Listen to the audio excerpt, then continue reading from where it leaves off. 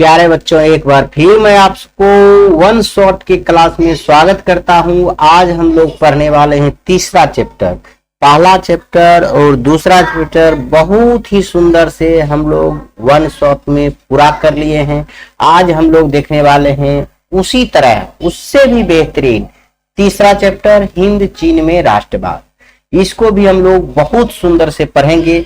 आपको जैसा कि हम बताए हैं, वन शॉट सिर्फ लिखा गया ही नहीं है, ये वन शॉट के लायक ही वीडियो है। आप देख रहे हैं ना, मैं इसमें 90% सवाल, हम 100% नहीं कहता हूं, 90% सवाल आपको जो 2026 में बोर्ड एग्जाम होगा आपको इसी से रहेगा, लेकिन आपको बनाना है 50% सवाल ही। कितना बनाना है? 50% सवाल ही। इसलिए मैं गारंटी देता हूं, आप यह मेरा वीडियो देख करके पढ़ के आप 100 में 100 स्कोर कर सकते हैं। 100% आप 80 का 80 SST में हो, चाहे मैथ में 100 में 100 आप ला सकते हैं। उसका भी हम लोग वन शॉट सीरीज जल्द ही शुरू करने वाले हैं। देरी ना करते हुए हम लोग आते हैं चैप्टर पर। आपका चैप्टर का नाम हुआ है हिंद चीन में राष्ट्रवाद।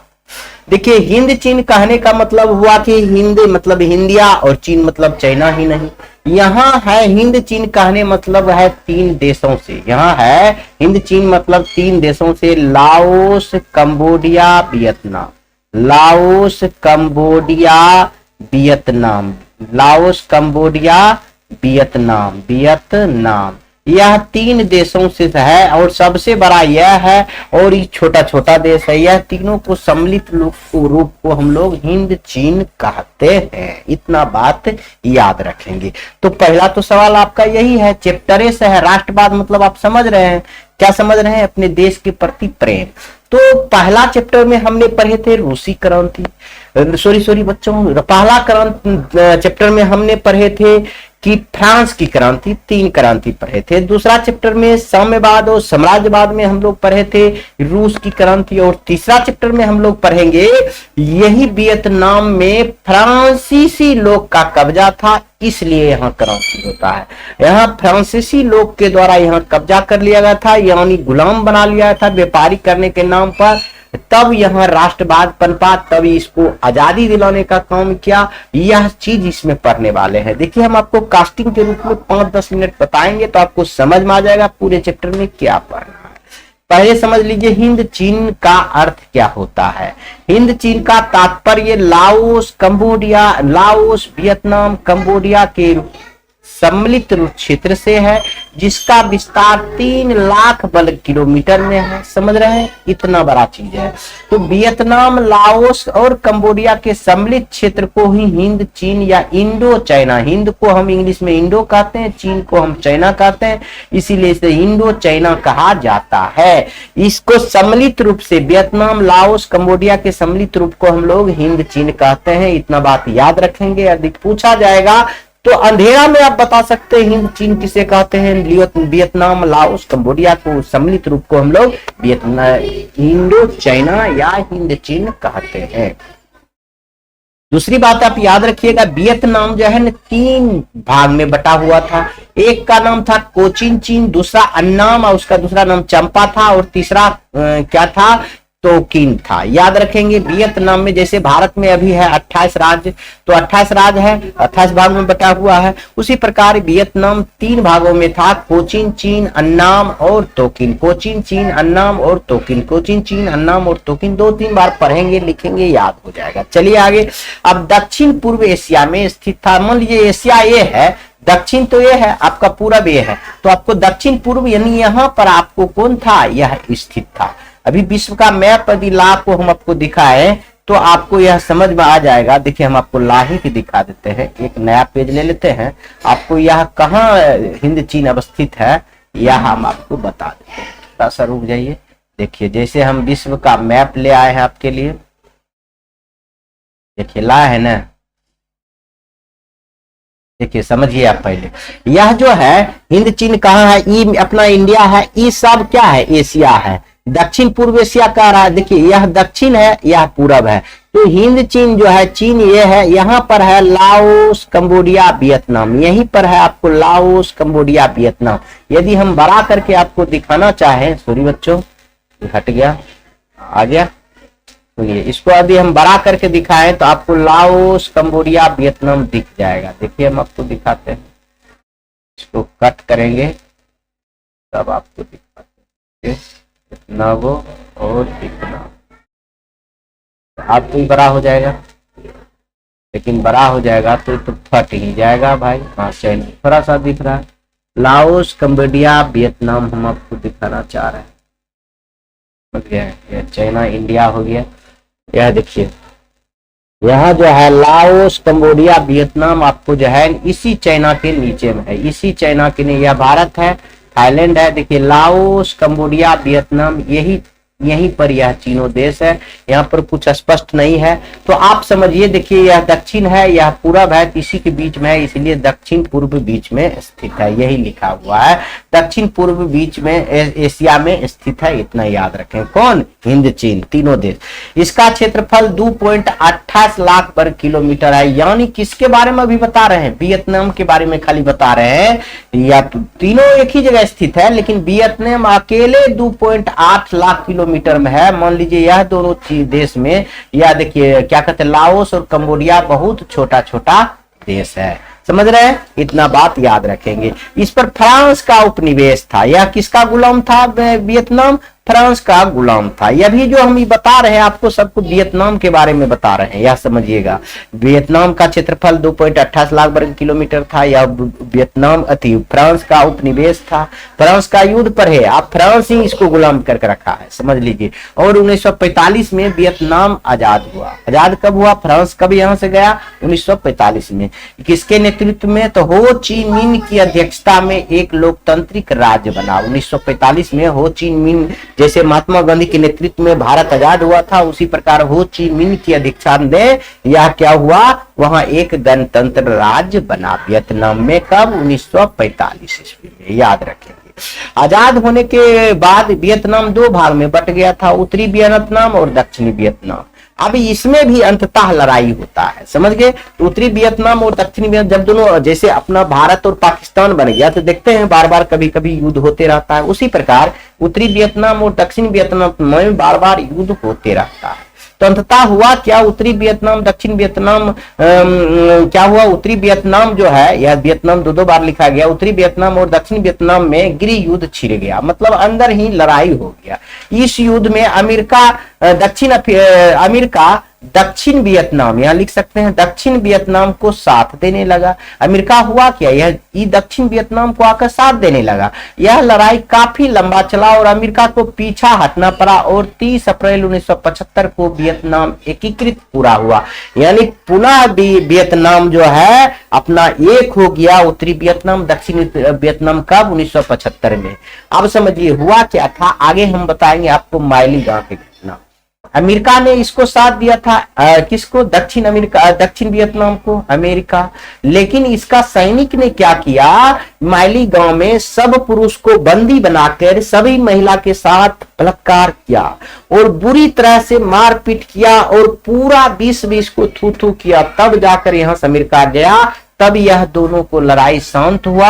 समझिए, यह शांत हुआ और बाद में जाकर 1975 में वियतनाम का एकीकरण किया गया और पूरा वियतनाम एक हुआ और लड़ाई झगड़ा समाप्त हुआ। और अंत में लिखा है कि वियतनाम पर चीन का प्रभाव था, लेकिन लाओस, कंबोडिया पर भारत का प्रभाव था, इसलिए इसे कहते हैं चाइना, इसको हिंद चीना कहते हैं। वियतनाम को हम बताएं 3 भाग में, कोचीन, चीन, अन्नाम और तोकिन, यह 3 भाग में बटा हुआ था, यह भी याद रखेंगे। तो हम मैप लाए थे। अब देखिए अन्नाम की बात करें तो अन्नाम का दूसरा नाम चंपा था, बताए थे अभी आपको। अन्नाम का दूसरा नाम क्या था? चंपा था। इस पर देखिए जो लगभग 200 ईस्वी में बना था। या अन्नाम कब बना था? चंपा 200 ईस्वी में, आज से 1800 वर्ष पहले, जिसे एक मुस्लिम आक्रमणकारी कुबलई खान ने चंपा शहर को समाप्त ही कर दिया था। चंपा शहर को समाप्त कर दिया था कुबलई खान, याद रखेंगे। कंबोडिया के बारे में कुछ ज्यादा नहीं पढ़ना है। कंबोडिया के बारे में पढ़ना कि वहां ने एक सूर्यदेव बर्मन नाम का एक था, विष्णु भगवान का एक भव्य मंदिर बनाया था, उसको याद रखना है। कंबोडिया में एक मंदिर बनाया था जिसका नाम है ओंकार वाट का मंदिर, जो कि विष्णु भगवान का मंदिर है। किसने बनाया है? सूर्यदेव बर्मन ने बनाया है। इतना बात याद रखेंगे, यह मोस्ट भी आई है आपके एग्जाम के दृष्टि से, समझ गए। यह पूछा जाता है कि अंकरवाट का मंदिर कहाँ है, तो आप कहिएगा कंबोडिया में। अंकरवाट का मंदिर किसने बनाया, सूर्यदेव बर्मन ने बनाया। यह अंकरवाट का मंदिर किस देवता का है, विष्णु भगवान का है। यह इतना बात आप याद रखेंगे। आगे हम आते हैं, हिंद चीन में फ्रांसीसी का उपनिवेश कैसे हुआ, यह हम आप जानेंगे। अब इसी को पढ़ना है, गुलाम कैसे हो गया हिंद चीन, मतलब लाओस, कंबोडिया, वियतनाम, कैसे गुलाम हो गया फ्रांस को, या हम लोग पढ़ेंगे। यहां से हम लोग स्टार्ट करेंगे, थोड़ा सा तो कहानी हम आपको बता देंगे, यहां से आपका कहानी आपका स्टार्ट हो जाएगा। बहुत सुंदर से हम पढ़ेंगे कि हिंद चीन में फ्रांसीसी का प्रसार कैसे हुआ, कैसे यहाँ गुलाम बनाया। देखिए, यहाँ एक राजा के कारण हुआ था, एक राजा के कारण यह हिंद चीन यानी वियतनाम गुलाम हुआ था फ्रांसीसी के, वह हम अभी बताते हैं आपको।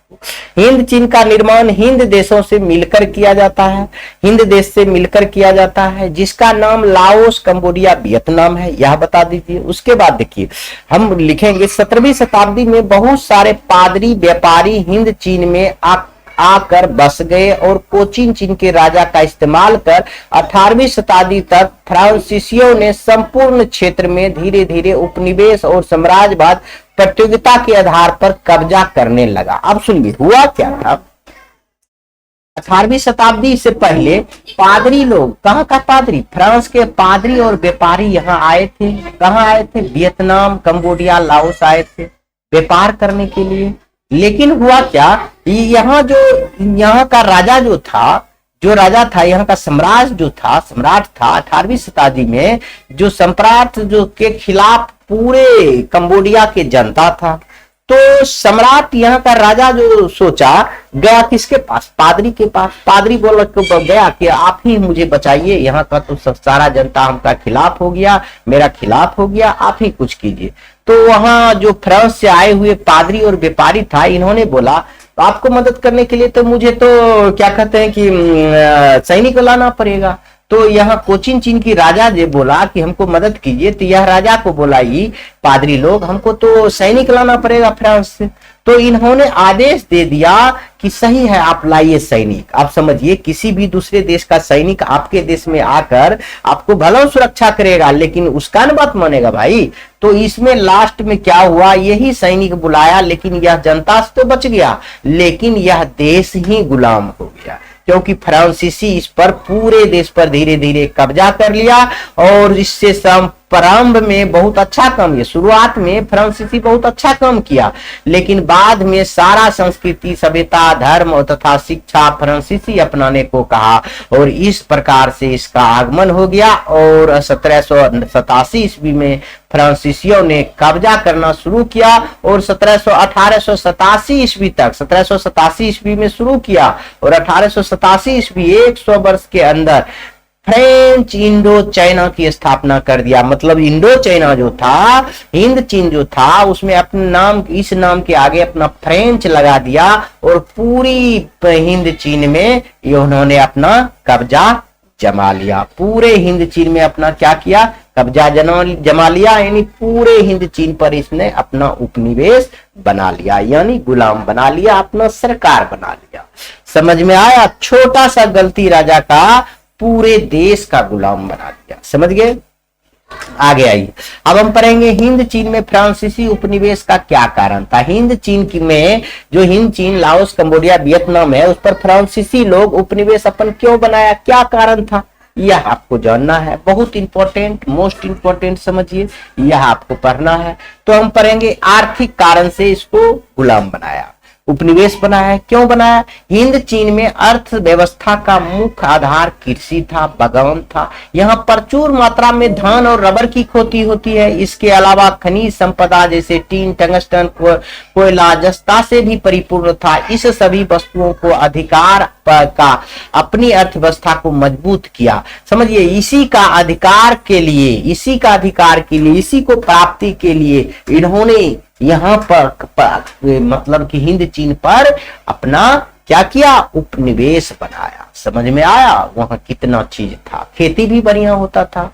तो इसलिए आई, और दूसरा कारण था बर्बर और सभ्य को बनाने की नीति। और यहाँ का लोग समझता, फ्रांसीसी के लोग, मैं सभ्य है, आप लोग को कुछ बुझ नहीं आता, आपको दिमाग कम है, आप अक्लमंद हैं, हम जो लोग आपको बुद्धिमान बना देंगे, ऐसा समझते थे। तो वही हम लिखेंगे, फ्रांसीसी को ऐसा लगता था कि उसके पास बहुत अच्छा दिमाग है और बाकी हिंद चीन के लोग सभी अक्लमंद हैं और भगवान ने हमें सभी को सभ्य बनाने के लिए भेजा है, फ्रांसीसी सोचता है। अतः फ्रांसीसी लोगों ने हिंद चीन के निष्क्रियता के हटाने का प्रयास किया तथा लोगों को सीमित मात्रा में शिक्षा दी। शिक्षा भी दिया तो सीमित मात्रा में, कम मात्रा में। अगर ज्यादा मात्रा में दे देगा तो जानता था कि ज्यादा हम दे देंगे तो हमरे पर यह चढ़ जाएगा, हमको राज करने नहीं देगा। साथ ही साथ सामाजिक धार्मिक परंपरा के अनुसार सुधारवादी साबित भी किया। समझ गए, अपने आप को सुधारवादी भी साबित कर दिया। तीसरा कारण हम लोग देखेंगे कि व्यापारिक सुरक्षा चाहता था, वो व्यापार करना चाहता था तो सोचता था कि गुलाम बना लेंगे तो हमारे व्यापारी सुरक्षित न हो जाएगा, व्यापार करना तो बहुत आसान हो जाएगा क्योंकि ना कर देना पड़ेगा, जो भी कच्चा माल है वह भी आराम से ले सकते हैं, इसलिए वह गुलाम बना लिया। देखिए, व्यापार के दृष्टि से फ्रांसीसी को हिंद चीन बहुत सुरक्षित स्थान लगता था। व्यापार करने के दृष्टिकोण से सबसे पहले पुर्तगाल, डच, फ्रांसीसी, ब्रिटिश और स्पेन आया था। इसमें सबसे ज्यादा प्रसार फ्रांसीसी ने किया था। इसका विदेह डच और ब्रिटिश मिलकर करता था। इसका से जो डच और ब्रिटिश मिलकर भाग गया था लेकिन अकेले ही बच गया था, जिससे इसका व्यापार ठप हो गया था और इसके बाद फ्रांसीसी लोग हिंद चीन पर अपना ध्यान केंद्रित कर दिया और अधिकार करना शुरू कर दिया। समझ गए। तो कच्चे माल की आपूर्ति, अंतिम में यह देख लेते हैं इसका कारण में। वियतनाम फ्रांस के लिए कच्चे माल का आधार और बिक्री बाजार का उपनिवेश बन चुका था, क्योंकि यहाँ पर फैक्ट्री लगाएगा तो कच्चे माल आसानी से मिल जाएगा, उपनिवेश रहेगा। तो इतना बात समझ। अब हिंद चीन का प्रशासनिक व्यवस्था भी देख लीजिए। जब यह कब्जा कर लिया, उपनिवेश बना लिया, जब फ्रांस अपना हिंद चीन को उपनिवेश बना लिया तो इसका व्यवस्था क्या था यह देखिए, प्रशासनिक व्यवस्था। तो यही लिखेंगे, हिंद चीन में प्रशासनिक व्यवस्था का कैसा था, तो वह लिख सकते हैं। हिंद चीन में फ्रांसीसी की कब्जा के बाद कोचिन चीन पर फ्रांस की प्रत्यक्ष सरकार थी। कोचिन चीन हम बताए थे, वियतनाम का 3 शहर था तो उसी में एक शहर था कोचिन चीन पर फ्रांस का प्रत्यक्ष सरकार था, अपना सरकार था, लेकिन बाकी सभी जगह पर अप्रत्यक्ष सरकार चला रहा था। समझ गए, यह बात भी याद रखेंगे, इसका प्रशासनिक व्यवस्था। अब हम आगे बढ़ेंगे। आगे बढ़ने से पहले अब देखेंगे आगे क्या पढ़ना है। आगे पढ़ना है उपनिवेशिक आर्थिक नीति। क्या पढ़ना है? उपनिवेशिक आर्थिक नीति क्या पढ़ना है, कौन कौन लाया, कैसे लाया फ्रांसीसी आने के बाद। तो आ गया, क्या कारण था वह भी पढ़ लिए हम लोग, क्यों फ्रांसीसी इसको गुलाम बनाया। तो यहाँ एक पोल बनार्ड नाम का व्यक्ति था, उन्होंने एक नीति दिया, पोल बनार्ड की नीति। पोल बनार्ड एक प्रभावशाली लेखक एवं नीति निर्माता था जिसने फ्रांसीसी उपनिवेश को विकसित करने का प्रारूप प्रस्तावित किया। उसका कहना था कि उपनिवेश लाभ कमाने के लिए बनाया जाता है। यदि उपनिवेश बनाए जाते हैं और लोग उसके प्रति व्यक्ति आय उच्च होती है तो उसकी क्रय विक्रय शक्ति बढ़ेगा और वे अधिक से अधिक वस्तुएं खरीद सकेंगी। परिणाम स्वरूप बाजार का विस्तार मिलेगा, जिससे फ्रांसीसी व्यवसाय को बेहतर लाभ मिलेगा। मतलब पोल बनार्ड की ये वो नीति बनाया, यह नीति निदेशक था, नीति बनाने वाला था, लेखक भी था, और यह नीति बनाया कि जब यहाँ के जनता का कमाई जब होगा तो यहाँ जो बाजार में बन रहा है फ्रांसीसी फैक्ट्री में जो सामान बन रहा है वो बिकेगा, फ्रांसीसियों को लाभ होगा। इसलिए कहता था कि हिंद चीन के लोगों को आय को बढ़ाया जाए। किसके, कौन बोलता था? पोल बनार्ड बोलता था। और दूसरा देखिए क्या है इसमें, जमींदारी पर था, जिसमें भूमि का स्वामित्व उस पर काम करने वाले को न होकर किसी और जमींदार को होता था जो खेती करने वाले से कर वसूलता था। जमींदारी प्रथा 1793 ईस्वी में लॉर्ड कॉर्नवालिस ने चलाई थी, जिसके अंतर्गत ब्रिटिश सरकार द्वारा लोगों पर चलाए गए वसूल करने के लिए जमींदार को नियुक्त किया गया था। जिसके अनुसार जमींदार को नियुक्त किया गया था 1793 ईस्वी में कॉर्नवालिस के द्वारा। इतना बात भी याद रखेंगे। अगला ये एक तरफा अनुबंध क्या होता है, यह भी हम लोग देखेंगे। एक तरफा अनुबंध क्या होता है, यह भी देखना बहुत जरूरी है। देखिए, एक तरफा अनुबंध हम लोग देखते हैं कि क्या होता है, इससे क्या समझते हैं। देखिए, यह एक प्रकार का बंधुआ मजदूर होता है जिसमें फ्रांसीसी सरकार ने वियतनाम के मजदूरों को रबर की खेती तथा खद्यानों में काम करने के लिए मजबूर कर देता था और काम न करने पर उसे पीट पीट कर जेल में बंद कर देता था। देखिए, एक तरफा मजदूर मतलब हुआ, एक तरफा अनुबंध मतलब एग्रीमेंट होता है। अनुबंध मतलब एग्रीमेंट, एक तरफा मतलब एक ही तरफ से। मतलब जो फ्रांसीसी सरकार था, बंधुआ मजदूर आप कहिए, वह मजदूर को फ्रांसीसी सरकार कहता था कि रबर की खेती करो, दूसरा चीज की खेती नहीं करो, क्योंकि उसको कच्चा माल की आवश्यकता था। अगर नहीं खेती करता था ना तो उसको पीट पीट कर जेल में बंद कर देता था। उसी को हम लोग एक तरफा अनुबंध कहते हैं। अनुबंध कर लिया था, उसको एग्रीमेंट कर लिया था, आपको रबर का खेती करना ही है। इसमें मजदूरों को कोई अधिकार नहीं दिया गया था, जबकि मालिक को भरपूर अधिकार दिया गया था। समझ लीजिए, तो यही एक तरफा मजदूर हो गया। अब एक और नाम चलता है कि बंधुआ मजदूर किसे कहते, पूछा जाता है, ये सब भी आई है, ऐसा नहीं है कि हम ऐसे लिख दिए हैं।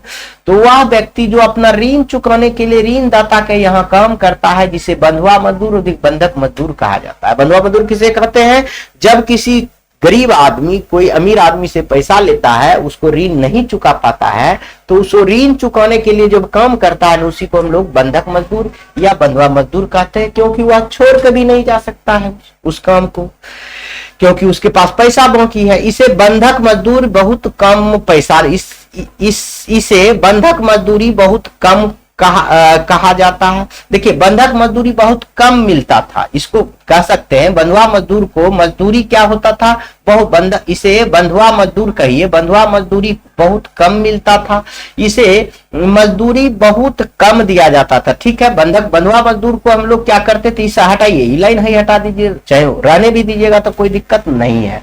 देखिए, इसे बंधक मजदूरी बहुत कम कहा जाता था, इसे बहुत कम मिलता था, आप लिख सकते हैं, नहीं बढ़िया लग रहा।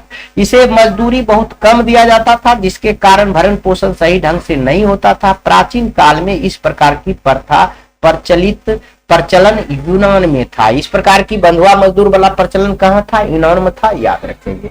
संरचनात्मक विकास और औपनिवेशिक शिक्षा नीति क्या है, यह हम लोग पढ़ेंगे कि संरचनात्मक विकास क्या है। फ्रांसीसियों ने पूरे हिंद चीन में सड़क और रेल मार्ग का जाल बिछाया, जिससे पूरे हिंद चीन पर आक्रमण नियंत्रण रखा जा सके, समझ गए, और व्यापार के रास्ते सुगम हो जाए।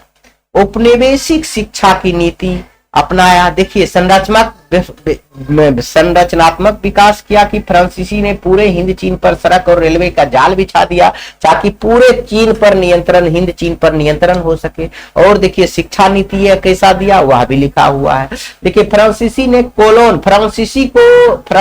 को जो हिंद चीन में रहता था, उसको कोलोन कहा जाता था, याद रखेंगे।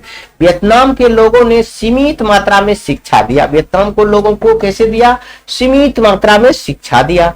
हिंद चीन के स्कूल में पढ़ने वाले सभी बच्चों को वियतनामी और फ्रांसीसी दोनों भाषा की शिक्षा दिया जाने लगा।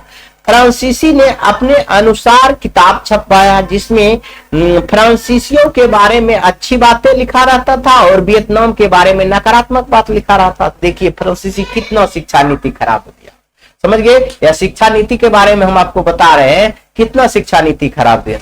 इसके अनुसार शिक्षकों को पढ़ाई के लिए नियुक्त किया जाता था। लोगों को यह पढ़ाया जाता था कि फ्रांसीसी धर्म, ईसाई धर्म और रीति रिवाज वियतनामी धर्म और रीति रिवाज से बहुत अच्छा है और वही लिए वह अपनाइए। इन्होंने टोकिन फ्री स्कूल की स्थापना किया। अब टोकिन फ्री स्कूल क्या है हम अभी बताएंगे, आगे चल के थोड़ा सा सुनिएगा।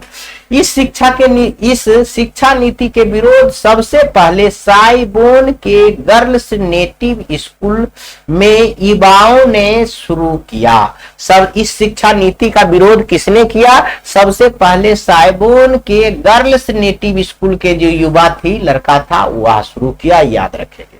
अब देखिए टोपिन फ्री स्कूल क्या था वह हम बताए हैं, तो अब यह याद कर लीजिएगा, आपको पूछा जाता है वियतनाम में टोपिन फ्री स्कूल का स्थापना का क्या राज था, मतलब वो क्या था यह बताइए। वियतनाम में टोपिन फ्री स्कूल का स्थापना 1907 ईस्वी में किया गया था। इसमें यूरोपीय लोगों को कहना था कि खून और रंग के आधार पर भले ही वियतनामी हो परंतु आचरण और व्यवहार से नहीं। आचरण और व्यवहार से कैसा हो? फ्रांसीसी हो। चूंकि वियतनामी लोग फ्रांसीसी धर्म, भाव, शिक्षा, रीति रिवाज सब अपना संस्कृति अवगत कराया। लंबे लंबे बाल के स्थान पर छोटे छोटे बाल रखने को कहा गया। ये स्कूल समझिए महंगा स्कूल था, फ्री स्कूल, इसमें गरीब आदमी नहीं पढ़ता था, अमीर आदमी सब पढ़ता था। और फ्रांसीसी अपना भाषा सब सिखाता था, इसमें कोई भी वियतनामी भाषा नहीं, सब कहता था, फ्रांसीसी कहता था कि भले ही खून और रंग के आधार पर वियतनामी हो परंतु उसका व्यवहार पूरा फ्रांसीसी होना चाहिए। समझ गए? यह इसलिए यह स्कूल की स्थापना किया गया था। इसका विरोध वियतनाम के लोगों ने जमकर किया और स्कॉलर्स रिवॉल्ट की घटना हुई। इसका विरोध करने लगा, इस स्कूल का विरोध वियतनाम के लोग करने लगा धीरे धीरे। तो इसमें स्कॉलर्स रिवोल्ट की घटना हुई, मतलब पढ़े लिखे लोगों के द्वारा एक क्या हुआ? रिवोल्ट, मतलब क्रांति किया गया। तो हम पढ़ लेंगे स्कॉलर्स रिवोल्ट क्या है, समझ गए? तो 1868 ईस्वी में फ्रांसीसी के द्वारा ईसाई धर्म की जोर शोर से उग्र तरीके से प्रचार प्रसार किया जा रहा था, जिनके विरोध में वियतनामी लोग ने खास कर न्यूगेन और हाथियन लोगों ने ईसाइयों को हजारों हजार की संख्या में मौत की घात उतार दिया। इस घटना को ही स्कॉलर्स रिवॉल्ट कहा जाता है। न्यूगेन और हाथियन की वियतनाम की लपलपाती तलवार भी कहा जाता था। इस दोनों को क्या कहा जाता है? लपलपाती तलवार भी कहा जाता है, याद रखेंगे आप। आइए हाउ आंदोलन क्या है यह भी हम लोग पढ़ लेते हैं। हुआ आंदोलन नहीं है, हाउ आंदोलन क्या है यह आप याद रखेंगे, पूछा जाता है। यह एक प्रकार का क्रांतिकारी धार्मिक आंदोलन था जिसकी शुरुआत 1939 ईस्वी में हुइन फूसो यानी समाज सुधारक था ये लोग, हुइन फूसो ने की। इस सबसे पहले मेकॉन्ग डेल्टा नामक जगह से इसकी शुरुआत हुई। इसका उद्देश्य क्या था? गरीबों की सहायता करना। किसका? हाउ आंदोलन का मुख्य उद्देश्य क्या था? गरीबों की सहायता करना, व्यर्थ खर्च न करना, लड़की के क्रय विक्रय पर रोक लगाना था। यानी सब मिलाकर बहुत सुंदर यह आंदोलन चलाया गया था, समझ गए?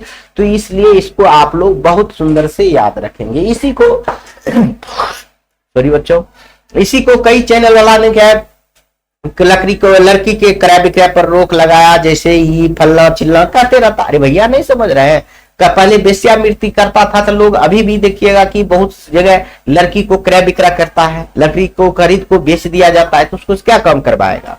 तो वही सब करवाएगा। तो यह सब बात आप लोग समझदार हैं, ऐसा नहीं है कि आप समझदार नहीं है, सब लोग समझदार हैं। तो फालतू में समय बर्बाद मत कीजिए, रिवाइज कीजिए, ज्यादा से ज्यादा पढ़िए, जितना ज्यादा पढ़िएगा उतना फायदा होगा। आगे आइए हम लोग पढ़ेंगे आधुनिकीकरण और राष्ट्रवाद। क्या पढ़ेंगे? आधुनिकीकरण और राष्ट्रवाद। देखिए फान बोई चाउ एक था, इसके बारे में आप पढ़िए क्या था। फ्रांसीसियों को बढ़ते उग्र रवैया के कारण हिंद चीन के लोगों में राष्ट्रवाद की भावना पनप रही थी। हिंद चीन के लोगों में क्या पनप रहा था? राष्ट्रवाद की भावना।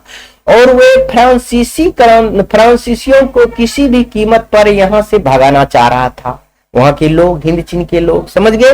राष्ट्रवाद अब जग रहा है, समझ गए? शुरुआत के दिनों में वियतनाम के दो बड़े बड़े राष्ट्रवादी फान बोई चाओ और फान चू चिंग फान चू चिंग, चिंगपुंग इसी प्रकार का नाम चाइना और रखता था, इसलिए ऐसा है। चीन फ्रांसीसी के इस रवैये से तंग आकर सन 1903 ईस्वी में फान बोई चाओ ने रिवोल्यूशनरी सोसाइटी की गठन किया। कौन? फान बोई चाओ ने। और क्वांग दे को इस सोसाइटी का अध्यक्ष बनाया। और क्वांग दे को क्या बनाया? रिवोल्यूशनरी सोसाइटी का अध्यक्ष बनाया। और फान बोई चाओ पर चीनी सुधारक लियोन किचाऊ का सबसे बड़ा प्रभाव था, मतलब बहुत प्रभाव था। और लियोन किचाऊ को कहने पर ही फान बोई चाओ ने the history of the loss of Vietnam नामक किताब की रचना की। तो यह तो और इम्पोर्टेंट है कि फान बाओ चाओ की रचना का नाम बतावे तो लिखिएगा the history of loss of Vietnam, या ऐसे भी पूछ सकता है the history of loss of Vietnam किसने लिखा? तो फान बोई चाओ ने लिखा। इतना बात याद रखेंगे। आगे ये पूर्व की ओर चलो आंदोलन। अब देखिए फ्रांसीसी से तंग आकर हुआ क्या, वियतनाम से पूर्व की ओर लोग जाने लगा। वियतनाम पूरा हिंद चीन से लोग वहां से दूसरे देश में जाकर बसने लगे, इसलिए उसे पूर्व की ओर चलो आंदोलन कहा जाता है। इसको पढ़ लेते हैं एक बार। वियतनाम में युवा वर्ग के लोग क्रांतिकारी गतिविधि में सम्मिलित होने के लिए और क्रांतिकारियों को अत्याचार से बचने के लिए जापान और चीन के इलाके में जाकर शरण लेते थे, यानी वहां बसने लगे थे और वहीं से शिक्षा ग्रहण कर क्रांतिकारी गतिविधि का अंजाम देते थे। चूंकि चीन और जापान दोनों वियतनाम के पूर्व में था और लोगों के ने चीन और जापान जाने के लिए एक आंदोलन जैसा माहौल खड़ा कर दिया, इसी को पूर्व की ओर चलो आंदोलन के नाम दिया जाता था। समझ गए? वहां जाकर पढ़ लिख लिया और वहां से उसको कोई दिक्कत नहीं था, चीन और जापान गया, पढ़ लिख लिया, वहीं से क्रांतिकारी का अंजाम देता था। अगर यहाँ ला के करते फ्रांसीसी मरवा ही देता, जेल में ही बंद कर देता, क्योंकि गुलाम था ही। समझ गए? तो वियतनाम में साम्यवाद और राष्ट्रवाद के बारे में भी पढ़ लेते हैं। शुरुआत दिनों में वियतनाम में जो क्रांतिकारी गतिविधि चल रही थी वो सब शांतिपूर्ण तरीके से चल रहा था और इस वजह से फ्रांसीसी पर इसका कोई प्रभाव नहीं पड़ रहा था।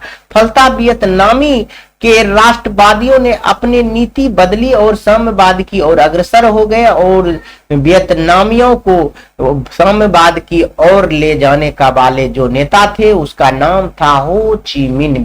साम्यवाद के ले जाने वाले नेता का नाम क्या था? हो ची मिन, यह याद रखेंगे। अब हम उसी के बारे में पढ़ लेंगे। हो ची मिन के संक्षिप्त वर्णन करें, वह कौन था हो ची मिन, इसके बारे में हम लोग पढ़ लेते हैं। देखिए हो ची मिन का जन्म 1890 ईस्वी में मध्य वियतनाम के क्षेत्र में एक गरीब किसान परिवार में हुआ था। इसका बचपन का नाम ड्यून सिंह कुंग था। इसका बचपन का नाम तो यही नाम बढ़िया है, समझिए, यह याद रहे ना रहे, हो ची मिन आप लोग याद रखेंगे। इसे अंकल हो के नाम से भी जाना जाता है। इसे मार्क्सवादी विचारधारा से प्रभावित थे। इसकी प्रारंभिक शिक्षा फ्रांसीसी स्कूल में हुआ था। 1910 ईस्वी में शैक्षणिक विभाग में भाग लिया, किंतु घर की आर्थिक स्थिति दयनीय होने के कारण कुछ वर्षों तक बच्चों की पढ़ाई का काम भी किया, बच्चों के पढ़ाकर अपना जीवन व्यतीत किया, साथ ही जहाजों चलाने का भी काम किया। हो ची मिन ने क्या किया? गरीब किसान से था, ये गरीब किसान परिवार से था, जिसलिए वह कुछ बच्चों के पढ़ाया और जहाज चलाने का भी काम किया। ये अच्छा शिक्षण ग्रहण करने के लिए रूस की राजधानी मॉस्को गए और वहां कुछ साम्यवादी नेताओं से इसका मुलाकात हुआ और इन्होंने 1917 ईस्वी में साम्यवादी गुट का गठन किया। इन्होंने 1917 में साम्यवादी गुट का गठन किया। किसने? हो ची मिन ने। इससे प्रभावित होकर 1925 ईस्वी में क्रांतिकारी वियतनामी दल का गठन किया। इससे जब बढ़िया चलने लगा तो इन्होंने प्रभावित होकर 1925 में क्रांतिकारी वियतनामी दल का गठन कर लिया, तमाम जनता के जागरूक किया और साथ ही 1930 ईस्वी में वियतनामी कांग्रेस पार्टी का गठन कर लिया। 1930 ईस्वी में वियतनामी कम्युनिस्ट पार्टी का गठन कर लिया। यह सब पॉइंट आप अलग से लिख के जहां बैठते हैं, जहां सोते हैं, वहां आप चिपका लेंगे। कि इसके हो ची मिन के द्वारा किया गया कार्य। इसका जन्म कब हुआ, इसका बचपन का नाम कब क्या था। इन्होंने देखिए 1917 ईस्वी में साम्यवादी गुट का गठन किया, 1925 ईस्वी में क्रांतिकारी वियतनामी का गठन किया, 1930 में वियतनामी कम्युनिस्ट पार्टी का गठन किया। बाद में इसी पार्टी का नाम बदलकर इंडो चाइनीज कम्युनिस्ट पार्टी कर दिया गया, यह भी लिख सकते हैं। इस प्रकार वियतनाम 1945 ईस्वी में फ्रांस से मुक्ति हो पाया। इसके काल में ही आर्थिक विकास चरम सीमा पर पहुंच गई और अंत में ही हो ची मिन की मौत 1969 ईस्वी में हो जाती है। इतना बढ़िया से लिखा हुआ है तो आप लोग नहीं पढ़ पाइएगा, आराम से पढ़ सकते हैं, कोई दिक्कत नहीं होगा। हिंद चीन में राष्ट्रवाद के विकास के कारणों का वर्णन करें। किस कारण से हिंद चीन में राष्ट्रवाद का विकास हुआ वह हम लोग पढ़ लेंगे। हिंद चीन में राष्ट्रवाद के विकास की भावना 20वीं शताब्दी से झलक दिखाई देने लगा। इसके कई प्रमुख कारण था। क्या क्या कारण था यह देखिए। औपनिवेशिक शोषण, उपनिवेशवाद बन गया था, इसलिए उसका शोषण के कारण यह राष्ट्रवाद का विकास हुआ। फ्रांसीसी सरकार द्वारा हिंद चीन का जमकर शोषण किया जा रहा था। इस बात से राष्ट्रवादी विचारधारा और राष्ट्रीय चेतना का विकास किया। इसमें संस्था और छात्रों का आंदोलन सक्रिय था। इसमें क्या था, छात्रों और संस्था का आंदोलन सक्रिय था, इसलिए राष्ट्रवाद का विकास हुआ।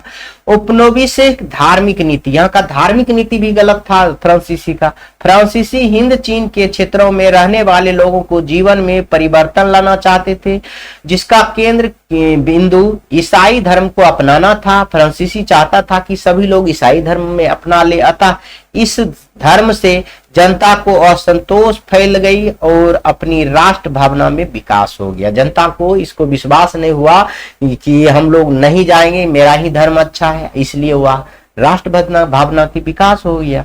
विश्व घटना का प्रभाव भी हुआ। विश्व में कई प्रकार के महत्वपूर्ण घटना हुआ जिसके राष्ट्रवाद विकास के सहायता साबित हुआ। जैसे 1905 ईस्वी में रूस जापान युद्ध हुआ था, जिसे रूस में बुरी तरह से हार हो गई। तो लोग बगल वाला भी देखता है, देखिए वह क्यों हुआ, तो वहां क्यों लोग लड़ रहा है, क्योंकि उसको आजादी चाहिए था। उसी प्रकार से बगल के विश्व के घटना से प्रभाव होकर भी राष्ट्रवाद का उदय हुआ था। 1911 ईस्वी में चीनी क्रांति हुआ था, जिसका नेता डॉक्टर सन्यात सेन था, यह भी याद रखना है तो रख सकते हैं।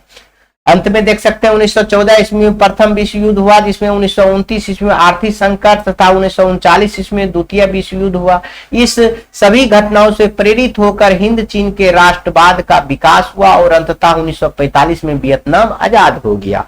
विश्व के घटना से भी प्रभावित हुआ है, तब वहां का लोगों में राष्ट्रवाद का भावना जगह। इतना बात याद रखेंगे। आप देखिए एक समझेंगे हनोई समझौता क्या है, यह भी देखेंगे। वियतनाम और फ्रांस के बीच यह हुआ। हनोई समझौता कब हुआ, वियतनाम और फ्रांस के बीच हुआ 1946 में, आजादी के एक साल बाद। एक समझौता हुआ जिसमें हनोई समझौता के नाम से जाना जाता है। इस समझौते के अनुसार फ्रांस और ने वियतनाम को एक स्वतंत्र गणराज्य के रूप में स्वीकार कर लिया। इसी समझौते के तहत फ्रांस जो है यहाँ से हट गया और इसका उपनिवेश समाप्त हो गया और यहाँ एक स्वतंत्र गणराज्य बन गया। कौन, हिंद चीन। आगे आइए, आजादी और गृह युद्ध, यह दोनों पढ़ लेते हैं। आजादी और गृह युद्ध के बारे में पढ़ेंगे। दिएन बिएन फू युद्ध, दिएन बिएन फू युद्ध, यह एक 7 मई 1954 ईस्वी को हुआ, जो वियतनाम के लिए एक निर्णायक युद्ध साबित हुआ। इस युद्ध में फ्रांसीसी को बुरी तरह से हार हुई और इस युद्ध में यह फैसला लिया गया कि अब फ्रांसीसी लोग वियतनाम में नहीं रहेंगे।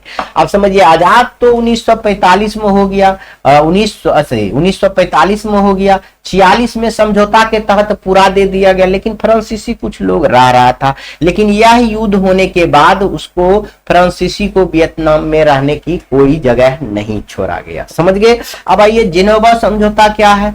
हिंद चीन के वार्ता के समस्या को लेकर 1954 ईस्वी में एक समझौता हुआ, जिसे जिनेवा समझौता के नाम से जाना जाता है। इस समझौते में वियतनाम को 2 भागों में बांट दिया, उत्तरी वियतनाम और दक्षिणी वियतनाम। उत्तरी वियतनाम के नेता था हो ची मिन और दक्षिणी वियतनाम का नेता था बाओ दाई। बाओ दाई, समझ गए, याद रखेंगे।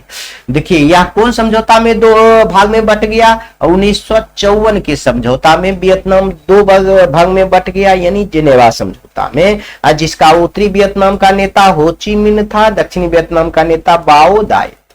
देखो विभाजन के बाद वियतनाम युद्ध के स्थल बन कर रह गया था, चारों ओर तबाही मच गया था। जैसे ही दोनों अलग अलग हुआ न, तो सब एक दूसरे के लड़ने लगा कि मेरा जगह तू ले लिया, मेरा संपत्ति वह ले लिया, वहां ज्यादा कारखाना, यहाँ कम, इसी मतलब नदी के लेकर, संपत्ति के लेकर, खान के लेकर, मतलब ऐसे ही दोनों युद्ध का स्थल बन के रह गया। समझ गए? कब? 1954 के बाद। समझ गए? यह भी याद रखेंगे। अब अमेरिका का हिंद चीन पर प्रवेश। अब क्या होता है, अमेरिका यहाँ दादा बन के आ जाता है, यहाँ दो भाग में बटा, यह दोनों लड़ रहा है, उत्तरी वियतनाम और दक्षिणी वियतनाम, और दक्षिण वियतनाम को सहायता करने के लिए कौन आ गया? अमेरिका बन गया, आ गया दादा बन के। तो वही हम लोग अब पढ़ने वाले हैं। क्या पढ़ने वाले हैं? अमेरिका हिंद चीन में कैसे प्रवेश किया, यह हम जान लेते हैं।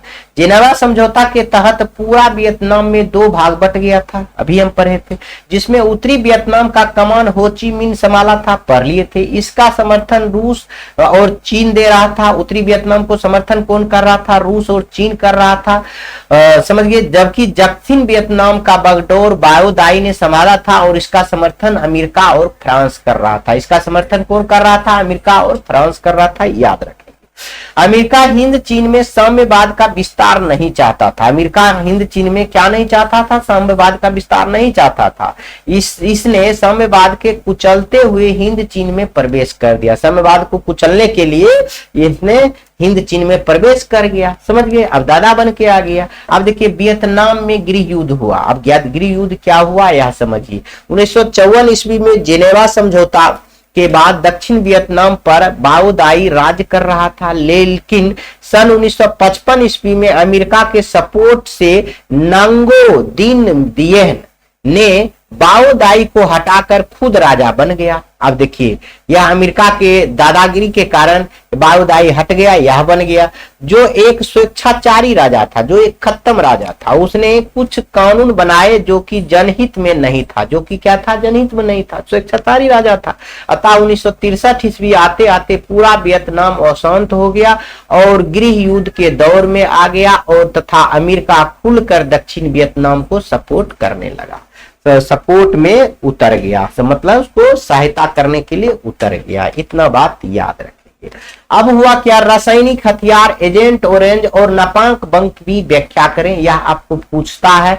तो यह आप छोटा छोटा चीज लिख दीजिएगा कि अगस्त 1964 ईस्वी में अमेरिका के द्वारा उत्तरी वियतनाम के लोगों के ऊपर अनेक प्रकार के अस्त्र शस्त्र का प्रयोग किया जा रहा था, जैसे गोला बारूद, बम, विमान, टैंक इत्यादि। इसके अलावा रासायनिक पदार्थ से भी छिड़काव किया गया जा रहा था, जो अत्यंत घातक एवं पर्यावरण के लिए भी घातक था, जैसे नापाक बम। जैसे कौन कर रहा था? नापाक बम भी अमेरिका उत्तरी वियतनाम पर डाल रहा था। नापाक बम रासायनिक हथियार था जो एक तरह का ऑर्गेनिक कंपाउंड है। एक तरह के क्या है? ऑर्गेनिक कंपाउंड है। आपको परीक्षा में यह भी पूछ सकता है नापाक बम क्या है, तो आप आराम से लिख सकते हैं। यह अग्नि बमों में गैसोलीन के साथ मिलाकर एक ऐसा मिश्रण तैयार किया जाता है जो त्वचा में चिपक जाता है, जो त्वचा में क्या करेगा? चिपक जाएगा। जैसे नापाक बम मारेगा ने, उससे होगा कुछ नहीं, उसका जो गैसोलीन होता है, उसका जो कण है, उसका जो पदार्थ आएगा त्वचा में चिपक जाएगा, वो छूटबे नहीं करेगा। समझिए, छोड़िएगा तो खाल पत्थर उधर ले आएगा।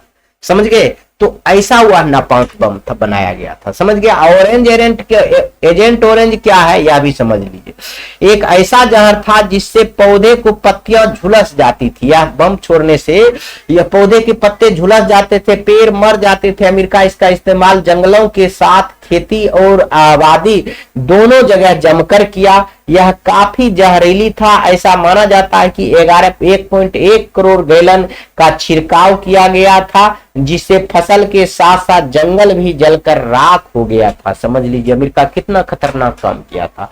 ऐसा कहा जाता है कि अमेरिका एक युद्ध में ही लगभग 2 से 2.5 अरब डॉलर खर्च किया था। यह वियतनामी युद्ध में अमेरिका सबसे ज्यादा खर्चा किया था। देखिए अमेरिका को कितना ज्यादा बन गए थे। इसमें से डाइऑक्सीजन पदार्थ का प्रयोग किया गया था जो शरीर में कैंसर रोग उत्पन्न करता है। आप तो जानते हैं कैंसर का इलाज नहीं होता है।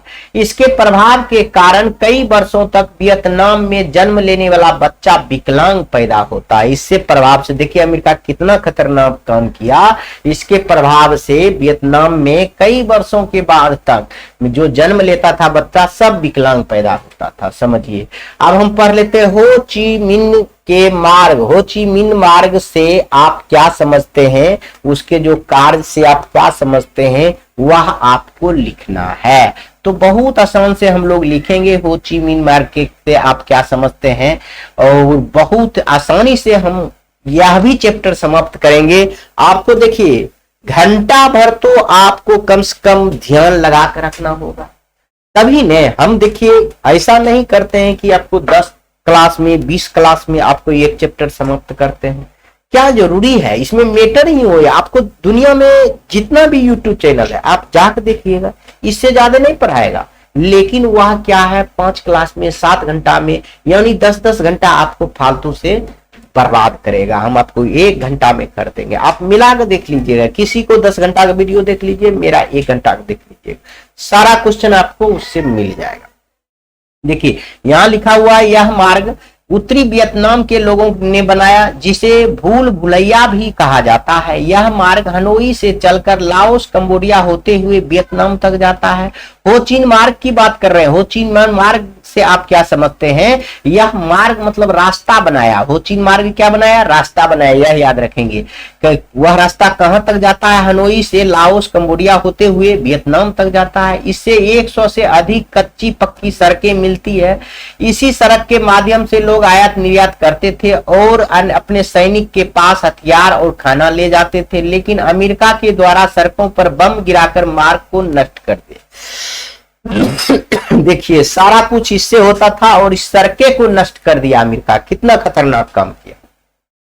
परंतु उतना ही जल्दी वियतनाम के लोगों ने खासकर महिलाएं आपस में मिलकर सड़कों पर मरम्मत कर देते थे ताकि व्यापार और आवागमन बाधित ना हो। इससे इसमें अमेरिका को असफलता का हुआ। इसमें देखिए अमेरिका असफल क्यों हो गया, अमेरिका तो सड़क भी बाधित कर दिया, वो नष्ट कर दिया, लेकिन वहां का महिला वहां का लोगों में जुनून था, इसलिए रातों रात फिर से बना देता था। समझ गए। तो इसमें अमेरिका तो नष्ट होवे करेगा। तो अब ये युद्ध में महिलाओं को क्या योगदान था, अभी देखे हैं सड़क बनाने में योगदान था, तो युद्ध में महिला का योगदान नहीं रहेगा, बहुत ज्यादा योगदान था। तो हम कहेंगे अमेरिकी वियतनामी युद्ध में महिला का योगदान बहुत सराहनीय रहा। इस युद्ध में उत्तरी वियतनाम के महिलाओं ने पुरुष के साथ कंधे से कंधे मिलाकर युद्ध में हिस्सा लिया। सामान को एक जगह से दूसरे जगह ले जाने के लिए कुली के स्थान पर कार्य किया। घायलों सैनिक को देख रेख के लिए नर्सों के रूप में भी काम किया महिला लोग ने। सभी सैनिकों को समय पर खाना पहुंचाने का भी काम किया। सैनिकों के लिए बंकर बनाने का मतलब उसको रहने खाने के लिए भी व्यवस्था सब महिला लोग ने किया। समझ जाइए महिला के योगदान अगर पूछेगा वियतनामी युद्ध में महिला के योगदान को लिखे तो यह सब लिख दीजिएगा तो आपको काफी है। समझ गए। आगे हम लोग देखेंगे, कहेंगे माइली गांव की घटना से आप क्या समझते हैं। देखिए चैप्टर के स्टार्ट होने से पहले भी बताए थे, आपको लास्ट में भी बता रहे हैं, यह भी समझिए माइली गांव का घटना। देखिए ये अमेरिका का कुख्यात है। यह घटना 1968 ईस्वी में घटा था, जिसमें अमेरिका के सैनिक द्वारा दक्षिण वियतनाम में माइली गांव के चारों ओर से घेर कर पुरुषों को बंदी बनाकर पीट पीट कर उसकी हत्या कर दिया। माइली गांव को क्या हुआ, अब देखिए उसी को मदद करने आया था दक्षिण वियतनाम को, लेकिन वही एक गांव को माइली गांव को चारों बगल से इसका सैनिक घेर लिया और वहां जितना पुरुष था सबको पीट पीट कर हत्या कर दिया। साथ ही महिलाओं और बालिकाओं के बंधक बनाकर कई दिनों तक सामूहिक बलात्कार किया। समझ गए। और 12 वर्ष की बालिका और 10 घंटे पहले बच्चे देने वाले महिलाओं को भी गोली मार दी जाती है। गोली मार दिया सबको। इसके बाद उस गांव में आग लगा दिया। इतना ही नहीं, उस गांव में आग भी लगा दिया। इस सनसनीखेज को खबर को एक बूढ़ा व्यक्ति के द्वारा सभी को बताया जाता है। अंततः इस घटना को ही माइलीगांव की घटना कहा जाता है। देखिए माइलीगांव की घटना कितना दर्दनाक है। अब हम ऐसा ऐसा सैनिक को तो हम कहेंगे कि सीधा ग्लोटिन पे चढ़ाकर काट दिया जाए, जिस प्रकार के लुई 16वां को काटा गया था, समझ गए। तो इतना दर्दनाक काम किया गया था यह अमेरिका के द्वारा उस समय। आगे हम लोग आएंगे और पढ़ेंगे राष्ट्रपति निक्सन के हिंद चीन में शांति के संबंध में 5 सूत्री योजना की थी, इसको किससे क्या प्रभाव पड़ा वह लिखना है। तो माइलीगांव की घटना 1968 ईस्वी में घटा था, जो एक सनसनी भरी खबर थी। इसी की कारण अमेरिका के आंखों में किरकिरी छा गई और वह शर्म के मारे लज्जित हो गया। पूरे विश्व में उसको शर्मसार होना पड़ा अमेरिका को। अमेरिका जनता से भी हजारों सैनिक के बलिदान एवं अरबों डॉलर की बर्बादी का विरोध करने लगी, जिससे अमेरिका पर नियंत्रण दबाव बढ़ने लगा। अमेरिका के समक्ष आर्थिक संकट एवं सैनिक मनोबल के ह्रास की स्थिति उत्पन्न हो गई। विश्व के कोनों कोनों में इसकी बहुत आलोचना होने लगी। इस बात को लेकर निक्सन की 5 सूत्री योजना इस प्रकार प्रस्तुत की जाती है। देखिए नीचे दिया गया है। जिस समय माइलीगांव की घटना हुआ था उस समय अमेरिका की राष्ट्रपति कौन था? निक्सन था। तो वह सर्वसार हुआ तो वह 5 सूत्री दिया है। क्या 5 सूत्री योजना बनाया है? क्या योजना बनाया है यह देखिए। हिंद चीन के सभी सेनाओं युद्ध बंद करो। वह निक्सन जो था कह दिया तू बहुत सब खतरनाक है, तुम युद्ध बंद करो, यहाँ आओ। युद्ध विराम के दौरान सभी प्रकार की लड़ाई बंद करो, बंद कर दो। युद्ध विराम के दौरान कोई भी देश अपनी शक्ति का विस्तार नहीं करेगा, यह भी बोल दिया। युद्ध विराम के अंतिम लक्ष्य शांति स्थापित करना है। युद्ध विराम को देखभाल पर्यवेक्षक करेंगे, इसका प्रभाव असफल रहेगा, इसका प्रभाव असफल रहेगा। समझ गए। निक्सन की यह क्या सूत्री था? यह 5 सूत्री था। समझ गए। 5 सूत्री हम लोग देख लिए। जब माइलीगांव की घटना हुआ तब निक्सन राष्ट्रपति दिया। अब निक्सन 5 सूत्री देखिए। राष्ट्रपति निक्सन के 8 सूत्री प्रस्ताव क्या था यह भी देख लीजिए। 5 सूत्री योजना के विफल हो जाने के बाद 1972 ईस्वी में राष्ट्रपति पहले 5 सूत्री ने दिया। जब माइलीगांव का घटना हुआ तो वह 5 सूत्री दिया। जब यह सफल नहीं हुआ तब 8 सूत्री यह प्रस्ताव दिया। तो पुनः 8 सूत्री प्रस्ताव को प्रस्तावित किया। इसका भी उद्देश्य हिंद चीन में के संघर्ष को समाप्त करना और प्रस्ताव को महत्वपूर्ण बिंदु इस प्रकार थे। इस प्रस्ताव को महत्वपूर्ण बिंदु क्या क्या था यह देखिए। समझौता होने के 6 महीने के अंदर दक्षिण वियतनाम में से सैनिक और अन्य विदेशी सैनिक वापस बुला लिया जाएगा, यह बोल दिया 8 सूत्री मांगों में। राष्ट्रपति निक्सन था उस समय।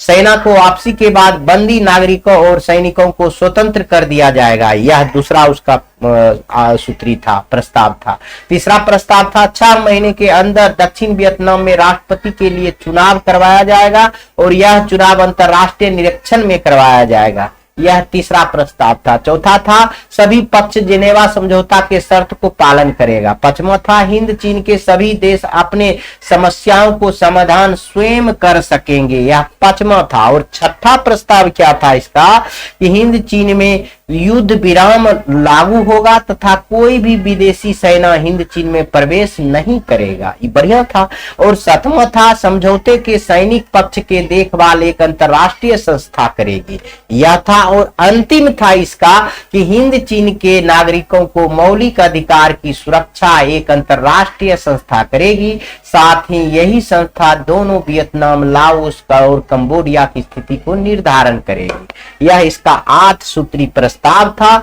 निक्सन का यह प्रस्ताव भी विफल हो गया। देखिए 5 सूत्री प्रस्ताव भी विफल था, 8 सूत्री प्रस्ताव भी विफल हो गया। उत्तरी वियतनाम ने इस प्रस्ताव को अस्वीकृत कर दिया। उत्तरी वियतनाम ने इस प्रस्ताव को क्या किया? अस्वीकृत कर दिया।